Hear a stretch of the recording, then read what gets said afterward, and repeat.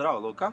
Prvo Zdravo. ti poželim dobrodošlicu na naš festival Kunigunda. Hvala vam lijepo. Pa kako si? Imam jedno pitanje, što znači Kunigunda? Kunigunda je zapravo jedna stara Vještica, je li nešto? Veštica Dobro. koja je pomagala, Dobro. zapravo nije bila veštica, nego je pomagala ljudima kada su bili bolesni, Dobro. kuvala travke i čajeve. Jel I to onda zapravo preživjela žena ili je mit neki legend? To je kao neki Aha, mit. dobro. I onda su davili u jezeru. Dobro, To je jeben, Kunigunda. tužna priča. Da, i onda su kao mitska priča, onda su potegnuli odatle Kunigunda i ako se voziš od Velenja prema Šoštanju, vidjet ćeš gore kao vešticu tamo kod rudnika. Onda ćemo to otići vidjeti sa autom. To je to. Bravo. Top. Bravo.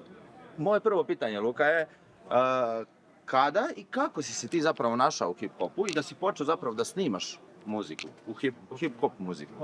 Kako sam došao u hip-hop? Došao sam u hip-hop preko mog starijeg brata koji je, dok sam imao 6-7 godina, nismo u kući imali kazetofon i onda me on navečer vodio kad bi mama i tata išli spavat, vodio me dole u automobil i onda priko radija slušali kazete. I tako sam se zaljubio u to. Nisam znao engleski, ali mi je bilo dobro i tako sam ostao i to me uzelo za cilj život.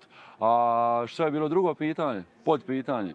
Drugo podpitanje, kada je to bilo, mislim, u kojoj godini i zašto? Zašto si ti baš Zašto sam odlučio? A zašto sam? Hip-hop? Zato što...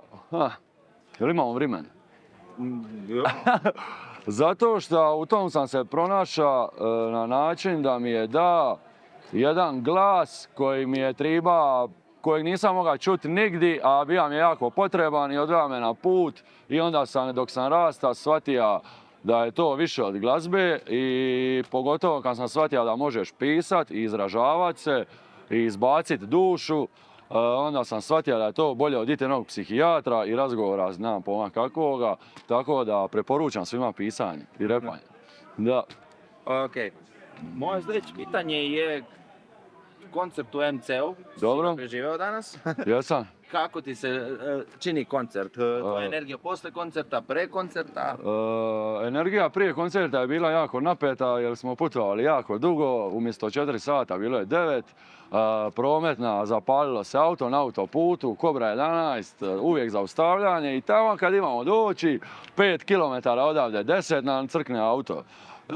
Tako da je energija bila napeta, a unutra saznao sam da ovaj klub radi od 97. Je li istina?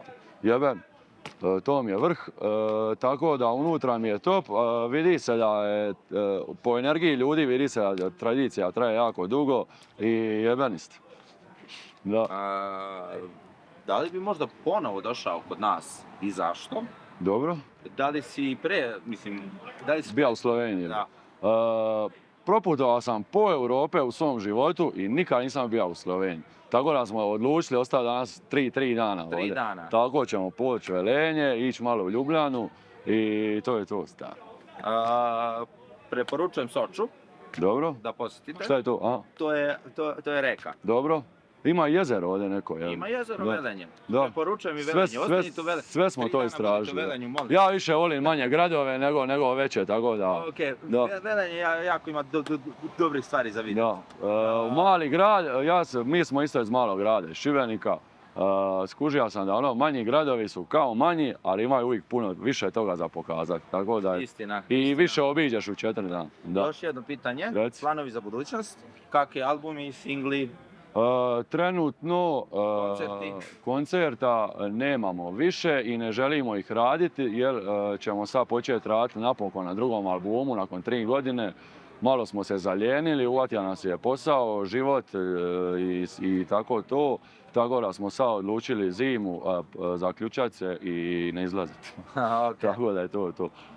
Čućete nas ubrzo. Da. Radujemo se tomu. Hvala vam puno.